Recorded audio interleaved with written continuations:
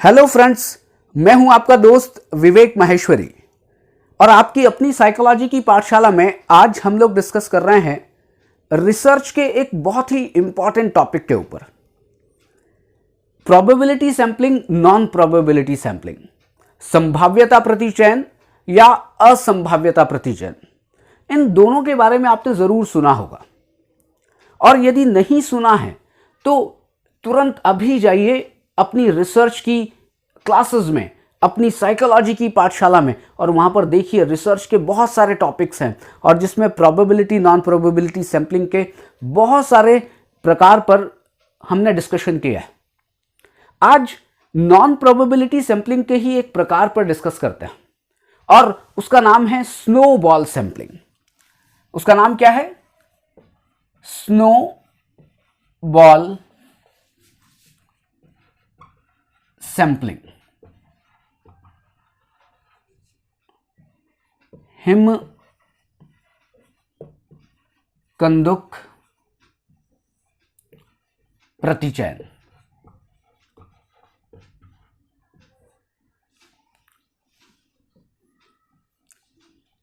आप ये देखें कि स्नो मतलब आइस और बॉल मतलब बॉल, गेंद की। अब हम बात कर रहे हैं आइस के एक बॉल की।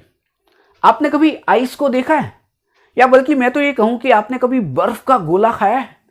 वो एक मोहल्ले में एक ठेला गाड़ी वाला आता है, वो घंटी बजाता है, सब लोग उसके पास पहुंच जाते हैं और एक वो बिल्कुल उसके ऊपर आइस को घिसता है और एक गोला बनाता है, उसके ऊपर पीला रंग, नीला रंग, सफेद रंग, बड़े कलर्ड फुल तरीके से उसको सजाकर आपको देता है और वो बड़ा खाने में टेस्टी लगता है।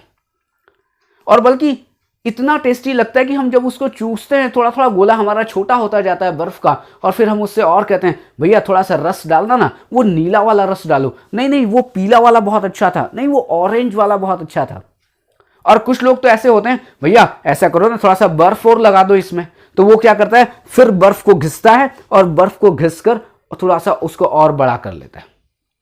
बिल्कुल वैसे ही आपने क्या किया, आपने बर्फ का गोला बनाया और उस बर्फ का गोला अगर छोटा भी होता है तो आप उसको फिर बर्फ घिसते हैं और उस बर्फ को क्रश करते हैं और फिर क्रश करके उस बर्फ के गोले को बड़ा बनाते जाते हैं। इस स्नो बॉल सैंपलिंग में भी बिल्कुल वैसा ही है। आप अपने सैंपल को ड्यूरिंग रिसर्च के दौरान ही अपने उस सैंपल को आप बड़ा बना सकते हैं। दूसरी जो सैंपलिंग मेथड है, वहां पर रिसर्च के दौरान आप सैंपल को बड़ा नहीं बना सकते। यदि आपने फिक्स कर लिया है कि आपने 100 लोगों को लेना है सैंपल में, तो आप 100 ही लोगों को लेंगे। लेकिन यहां पर ऐसा नहीं है। यहां पर क्या है, यदि आपने 50 लोगों को लिया तो उस रिसर्च के दौरान 50 का 100 भी हो सकता है, 50 का 150 भी हो सकता है। धीरे धीरे और बढ़ाया जा सकता है उस सैंपल साइज को। लेकिन होता कैसे? होता इस तरह से है कि इस स्नो बॉल सैंपलिंग में हमें अगर कोई स्टडी करनी है, मैं मानकर चलता हूं विडो, जो विधवा महिलाएं हैं, उन विधवा महिलाओं पर एक स्टडी करना चाहता हूं, उनके बिहेवियर को मैं देखना चाहता हूं या उनकी मैं पर्सनालिटी का अध्ययन करना चाहता हूं। अब आप ये बताएं, मैं किसी एक मोहल्ले में जाऊंगा और एक मोहल्ले में कितनी विधवा महिलाएं होंगी? 2, 4, 10? मतलब एक ये बहुत बड़ा मोहल्ला हो तो कुछ महिलाएं मुझे मिल जाएंगी, लेकिन 10 या 20 विधवा महिलाओं से तो काम नहीं चलेगा। मैं केवल उनसे 10 या 20 विधवा महिलाओं से ही केवल इंफॉर्मेशन को कलेक्ट करूं और एक रिसर्च कर लूं, क्या उससे काम चल सकता है? नहीं। यहां पर क्या होता है, जो भी ऑर्गेनाइजेशन है, जो भी मोहल्ला है, जो भी एरिया है, वहां से मैंने पहले अपने पर्पज को लेकर कुछ लोगों का चयन कर लिया। और मान लेते हैं कि एक मोहल्ला है और उस मोहल्ले का नाम है गोता। गोता एक बहुत फेमस जगह है अहमदाबाद में, और गोता एक मोहल्ला है और मान के चलता हूं कि ये बड़ा छोटा सा मोहल्ला है और मैं विधवा महिलाओं के ऊपर एक रिसर्च कर रहा हूं और गोता मोहल्ले में मुझे 20 विधवा महिलाएं मिल गई। क्या मेरा रिसर्च इन 20 विधवा महिलाओं पर हो सकता है? आप कहेंगे कि हाँ साहब, रिसर्च तो हो सकता है, लेकिन क्या मैं इस रिसर्च का जो आउटपुट है मैं उसको बहुत जनरलाइज कर सकता हूं कि मैं कह सकता हूं कि सारी की सारी विधवा महिलाएं इसी तरह से सोचती हैं, या सारी की सारी विधवा महिलाओं का व्यवहार इसी तरह से होता है? नहीं। तो मुझे क्या करना पड़ेगा? इन 20 से काम नहीं चलाना पड़ेगा, बल्कि इस 20 से काम नहीं चलेगा, मुझे और ज्यादा महिलाओं को, जो विधवा महिलाएं हैं, उनको अपने सैंपल में लेना पड़ेगा। तो मैं क्या करता हूं, मैं इन जो 20 जो विधवा महिलाएं मुझे मिली हैं, पहले मैंने उनसे इंफॉर्मेशन को कलेक्ट किया, लेकिन वो इंफॉर्मेशन सफिशिएंट नहीं है। तो मैंने क्या किया कि इन 20 महिलाओं से कहा, क्या आपके कुछ कॉन्टेक्ट्स हैं? आप कुछ ऐसी महिलाओं को जानती हैं कि जो विधवा हो चुकी हैं? वो कहती हैं हाँ हाँ, वो मेरे पड़ोस में वो मोहल्ला है, वहां पर भी एक विधवा महिला है। वो दूसरी कहती है हाँ हाँ, मेरे उस पास में भी एक विधवा महिला है। अब क्या हुआ कि 20 जो महिलाएं हैं, उन 20 महिलाओं ने 20 के कॉन्टेक्ट्स दे दिए या 40 के कॉन्टेक्ट दे दिए। अब सैंपल पहले क्या था? पहले था 20 का, लेकिन इन 20 ने क्या किया, 20 ने बाद में 40 महिलाओं को और बता दिया, और कॉन्टेक्ट्स दे दिए, उनके नाम नंबर दे दिए, पते दे दिए। अब रिसर्चर ने क्या किया, इन 20 महिलाओं से तो इंफॉर्मेशन को कलेक्ट कर ली, लेकिन उसके बाद फिर इन 40 महिलाओं के पास गया और ये रेफरेंस दिया कि साहब मैं गोता की उन 20 महिलाओं से मिलकर आया हूं, उन्होंने आपका नाम दिया है। अब यहां पर आप देखें कि 20 + 40 कितनी महिलाएं होगी? 60। अब सैंपल कितने का हो गया? 60 विधवा महिलाओं का। हो सकता है ये भी कम हो, तो फिर ये 60 महिलाएं क्या करेंगी? मैं फिर इनसे पूछता हूं कि क्या आप और भी कुछ महिलाओं को जानती हैं जो विधवा महिलाएं हैं, क्योंकि मैं एक रिसर्च करना चाहता हूं। तो ये 60 क्या करती है, हाँ मेरा भी एक है, मेरे भी 2 हैं, मैं भी 3 को जानती हूं। अब धीरे धीरे क्या है, वो कुछ ना कुछ महिलाओं को जानती हैं, उनका नाम पता देती हैं, और मैं ये फिर मान के चलता हूं कि इन्होंने क्या किया, इन्होंने 200 महिलाओं का नाम पता दे दिया। तो टोटल अब आप देखें कि 260 महिलाएं हो गई।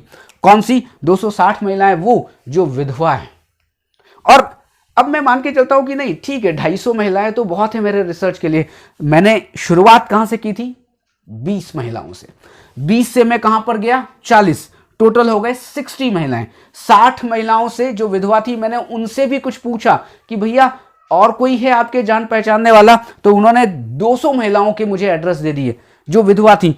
टोटल 260 260 विधवा महिलाएं मुझे मिल गई, और मैंने उन सब से 260 विधवा महिलाओं से मैंने इंफॉर्मेशन को कलेक्ट किया, जिस वेरिएबल के लिए या जिस पहलू को लेकर मुझे अध्ययन करना था। क्या मैं इन 260 को जानता था महिलाओं को? आप कहेंगे बिल्कुल नहीं जानते थे।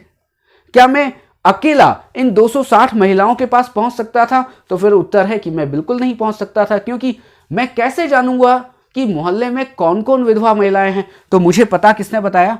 इन 20 ने।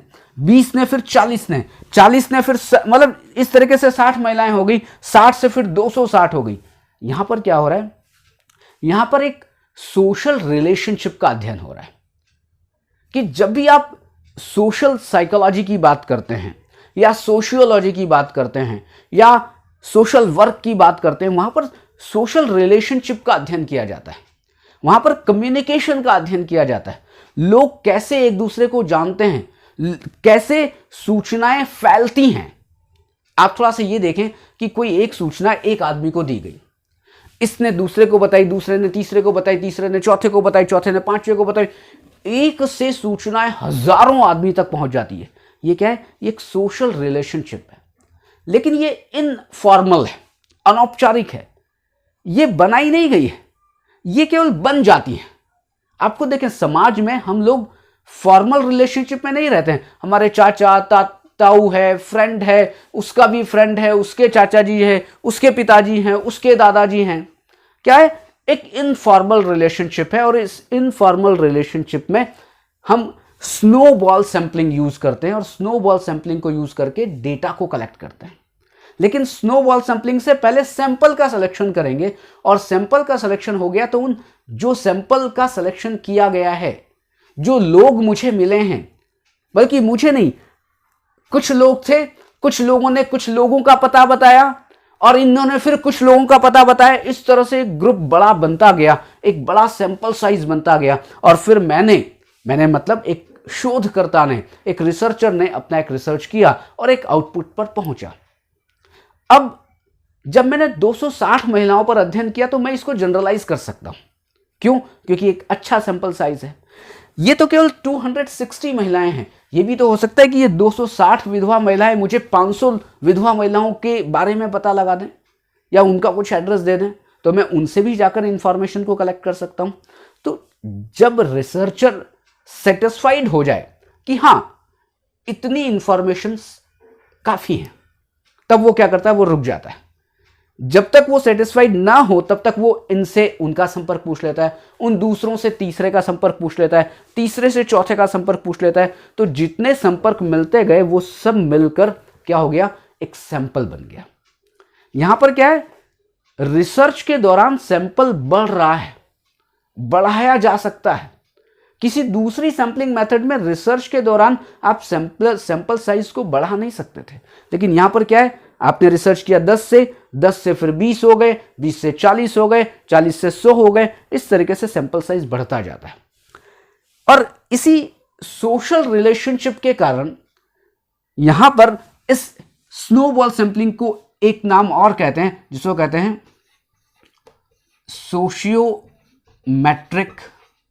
Sociometric sampling method.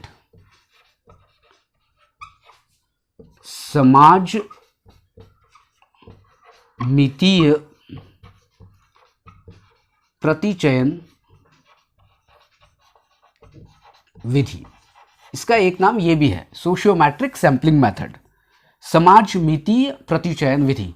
अब आपको यहां समझ में आ गया होगा, आपने क्या छोटे छोटी चीजों को जोड़ना शुरू किया। आपने 1 से 2 लोगों को जोड़ा, 2 से 4 लोगों को जोड़ा, 4 से 8 लोगों को जोड़ा। और जब कोई सर्वे होता है, आपको देखिए कि जब कोई सर्वे किया जाता है किसी भी चीज के लिए, तो सर्वे के लिए क्या लोगों को जोड़ना होता है, और पर्टिकुलर कोई ऐसा सर्वे जिसके लिए कुछ स्पेसिफिक लोगों की ही जरूरत होती है।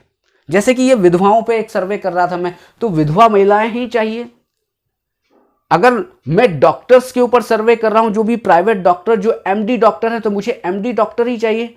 और मैं मानता हूं एक मोहल्ले में मुझे 10 डॉक्टर मिल गए, अब वो 10 डॉक्टर दूसरे 10 डॉक्टर का पता बता सकते हैं, फिर वो जो दूसरे 10 डॉक्टर तीसरे 50 डॉक्टर का पता लगा सकते हैं। इसलिए धीरे धीरे क्या होगा, एक सैंपल साइज बढ़ता जाएगा, और मैं एक सोशल रिलेशनशिप की, या मैं एक कम्युनिकेशन की, या किसी भी चीज के लिए अभिवृत्ति की, या कोई भी सर्वे अगर करना है तो वो भी मैं कर सकता हूं। इसे कहते हैं स्नोबॉल सैंपलिंग। ये हर मेथड में यूज नहीं होता है, किसी भी हर रिसर्च में यूज नहीं होगा। ये ज्यादातर सोशल साइकोलॉजी के रिसर्चेस में, जहां पर ऐसी जनसंख्या हो जो बिखरी हुई हो, जो बहुत बिखरी हुई हो, और आपको वो जनसंख्याएं एक जगह मिल नहीं रही हैं, आपको एक से दूसरी जगह पर जाना है, तो आप नहीं जा सकते, आपके पास कॉन्टैक्ट्स नहीं है। तो क्या होता है, ये जो पहला वाला व्यक्ति है वो आपको कॉन्टैक्ट देगा दूसरे का, दूसरा वाला व्यक्ति आपको देगा कॉन्टैक्ट तीसरे का। इस तरह से सैंपल साइज बढ़ता जाता है, और हम एक बहुत बड़े सैंपल पर अपना एक रिसर्च कर पाते हैं। तो ये हो गया। अब आपसे पूछा जाए स्नोबॉल सैंपलिंग कौन सी सैंपलिंग मेथड में आता है, तो आपको कहना पड़ेगा नॉन प्रोबेबिलिटी सैंपलिंग मेथड। ये प्रोबेबिलिटी सैंपलिंग मेथड नहीं है, नॉन प्रोबेबिलिटी सैंपलिंग मेथड है, असंभाव्यता प्रतिचयन विधि। तो आज के लिए इतना ही। अगर आपने अभी तक इस चैनल को सब्सक्राइब नहीं किया तो इस चैनल को सब्सक्राइब करिए, बेल का आइकन दबाना भूलिएगा मत, क्योंकि वो आप दबाएंगे तभी आपको दूसरे वीडियो का नोटिफिकेशन मिलेगा। और यदि आपको लगता है कि ये साइकोलॉजी की पाठशाला दूसरों के काम आ सकती है, तो आप दूसरों तक भी इसको जरूर फैलाइए। आप सबका बहुत बहुत तहे दिल से धन्यवाद।